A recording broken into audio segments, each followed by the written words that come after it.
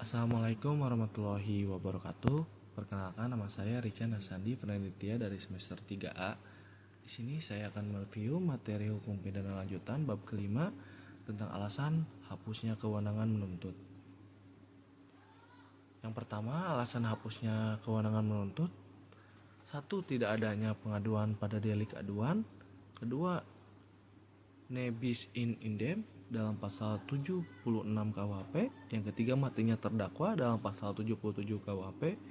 Dan yang keempat, daluarsa dalam pasal 78 KUHP. Yang kelima, penyelesaian di luar beracara. Yang keenam, adanya abolisi dan amnesti diatur di luar KUHP. Yang pertama, tidak adanya pengaduan pada delik aduan. Dalam buku 1 KUHP tidak ada pengaturan khusus tentang delik aduan, melainkan diatur dalam buku 2 KUHP tentang kejahatan. Sedangkan dalam buku 3 tidak dikenal adanya delik aduan. Macam-macam delik aduan. Yang pertama ada delik aduan mutlak atau absolut, yaitu suatu delik atau tindak pidana yang karena sifatnya sendiri dari kejahatan, maka hanya dengan pengaduanlah baru dapat dituntut. Yang kedua ada delik aduan relatif. Delik aduan relatif adalah delik aduan yang tidak bergantung pada sifat kejahatan, melainkan pada hubungan antara si pelaku dengan kejahatan itu atau pembantunya dan orang yang dikenal kejahatan itu. Selanjutnya keistimewaan atau kekhususan delik aduan absolut. Yang pertama, delik aduan absolut yang diadukan adalah peristiwa hukumnya. Yang kedua, dalam delik aduan absolut, pengaduannya tidak dapat dipisah-pisahkan. Artinya, dengan adanya pengaduan berarti berlaku untuk semua pelaku kejahatan walaupun tidak disebutkan satu persatu.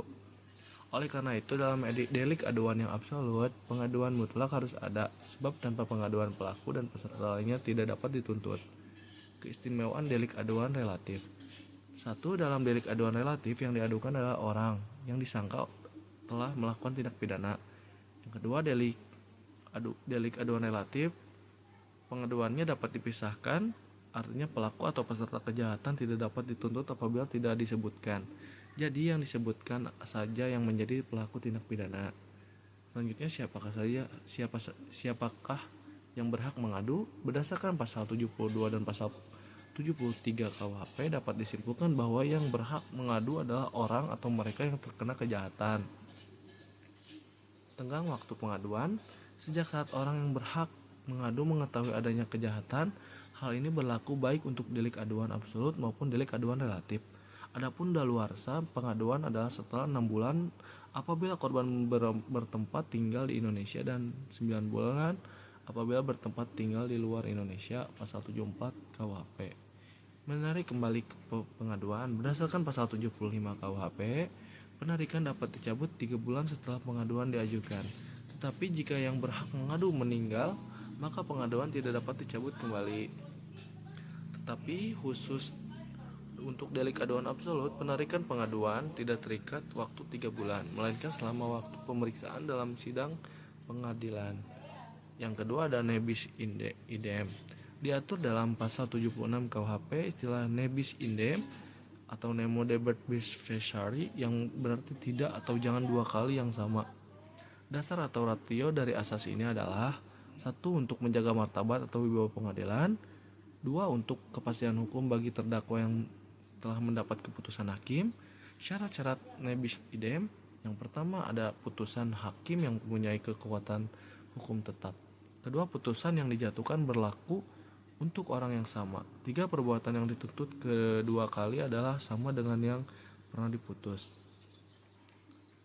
Yang ketiga, adanya terdakwa. Pasal 77 KUHP. Kewenangan menuntut pidana menjadi hapus dengan matinya terdakwa.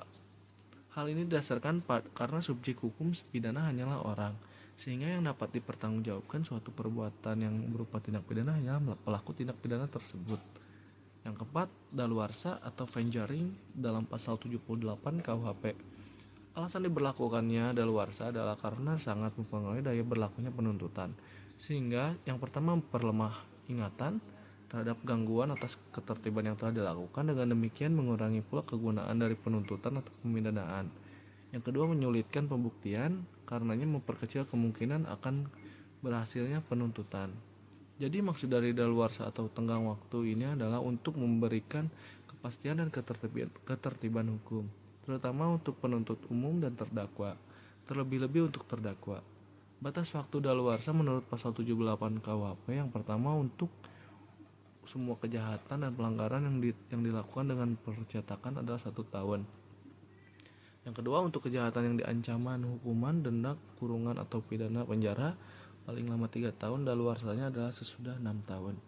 Untuk kejahatan yang ketiga, untuk kejahatan yang ancaman hukumannya pidana penjara lebih dari 3 tahun, daluarsanya adalah sesudah 12 tahun. Yang keempat, sedangkan untuk kejahatan yang diancam pidana mati atau seumur hidup, daluarsanya adalah sesudah 18 tahun.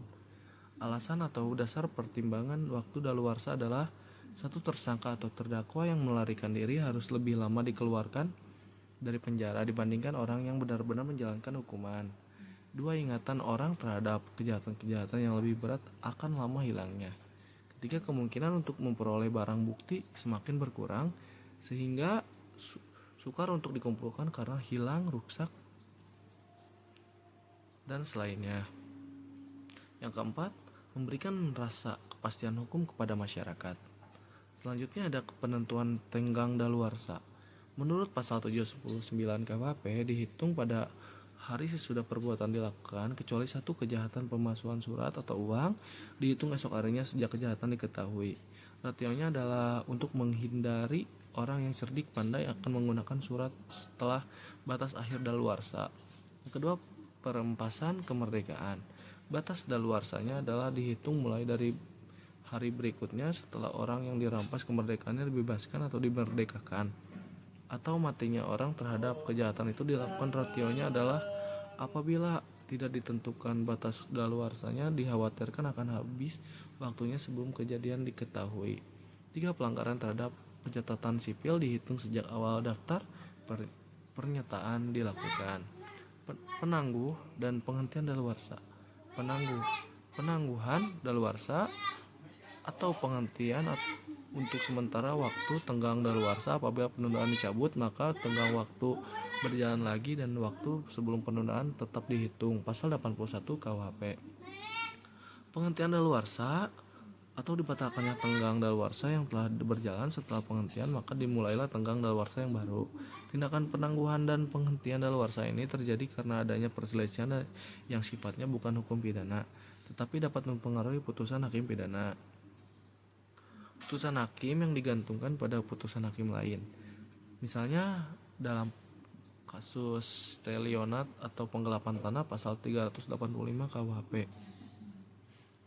Jadi apabila seseorang mengajukan gugatan pidana di mana dalam kasusnya terdapat kasus perdata, maka hakim pengadilan pidana harus menunda putusan sebelum dibuktikan kebenarannya dalam perkara perdata. Selanjutnya ada penyelesaian di luar beracara. Hal ini hanya berlaku untuk perkara pelanggaran saja, yaitu yang pertama terhadap perkara-perkara pelanggaran yang diancam denda saja. Kedua, maksimum denda harus dibayar. Yang ketiga, diperlukan kuasa dari pejabat yang ditunjuk undang-undang. Afkof ini sifatnya sukarela dan harus inisiatif terdakwa sendiri. Tidak berlaku untuk tersangka yang berumur di bawah 16 tahun atau anak-anak. Selain afkof, dikenal juga adanya lembaga shiking atau denda damai yang berlaku terhadap pelanggaran dalam TPE dan tindak pidana fiskal. Asas ini merupakan kewenangan JPU dengan dasar asas opportunité demi kepentingan umum. Selanjutnya ada abosili dan amnesti. Abosili adalah meniadakan wewenang dari jaksa untuk menuntut hukuman. Amnesti adalah wewenang yang lebih luas, yaitu meniadakan wewenang untuk menuntut dan menjalankan eksekusi baik sebelum ataupun sesudah eksekusi. Perbedaan abosili dan amnesti. Abolisi hanya menggugurkan penuntutan terhadap mereka yang belum dihukum, sedangkan amnesti menghentikan penuntutan yang menjalankan pidana. Semua akibat hukum sebelum dan sesudah tuntutan dihapuskan. Dalam memberikan abolisi dan amnesti, Presiden diberi kuasa undang-undang, artinya Presiden tidak mampu meminta persetujuan DPR. Selanjutnya ada alasan gugurnya hak untuk melaksanakan hukuman. Yang pertama dalam KUHP, yang pertama matinya terpidana pasal 83, yang kedua daluarsa pasal 84 sampai dengan 85 KUHP. Yang kedua di luar KUHP, yang pertama ada amnesti, yang kedua ada gerasi. Daluarsa menjalankan pidana hapus apabila 2 tahun mengenai semua tindak pidana pelanggaran. Yang kedua 25 tahun mengenai kejahatan yang dilakukan percetakan. Yang ketiga ditambah sepertiga dari lamanya tenggang daluarsa bagi kejahatan-kejahatan lainnya. Yang keempat pidana mati tidak ada daluarsanya. Daluarsa menjalankan pidana dihitung esok hari setelah putusan hakim atau vonis dijatuhkan. Jika terhukum melarikan diri selama masa hukuman, maka esok harinya setelah melarikan diri mulai berlaku tenggang daluarsa baru. Tenggang daluarsa tertunda selalu selama menjalankan pidana dan selama terhukum dirampas kemerdekaannya apabila berhubungan dengan tenggang penghukuman lain. Grasi atau grasi adalah tindakan pengampunan dari raja presiden yang merupakan kemurahan hati raja atau presiden yang berkuasa sehingga terhukum dapat menerima atau menolak grasi. Dewasa ini grasi berfungsi sebagai koreksi atas keputusan pengadilan untuk mencegah timbulnya ketidakadilan atas tindakan hukum. Grasi adalah menghapus hukuman yang telah dijatuhkan oleh hakim, baik untuk sebagian atau seluruhnya atau merubah hukuman yang berlainan sifatnya. Dewasa ini grasi diatur dalam Undang-Undang Nomor 22 Tahun 2002. Tujuan grasi adalah sebagai koreksi atas keputusan pengadilan, dapat dilakukan oleh terhukum atau hakim karena jabatannya apabila dalam menjatuhkan keputusan terdapat kesalahan atau kehilafan. Yang dimaksud dengan kesalahan atau kehilafan adalah apabila hakim salah menerapkan atau menafsirkan peraturan terhadap suatu tindak pidana sehingga terjadi apabila hakim merasa putusan kurang adil sehingga putusan atau vonis perlu diperbaiki. Akibat hukum dari adanya grasi. Yang pertama, presiden menolak permohonan grasi.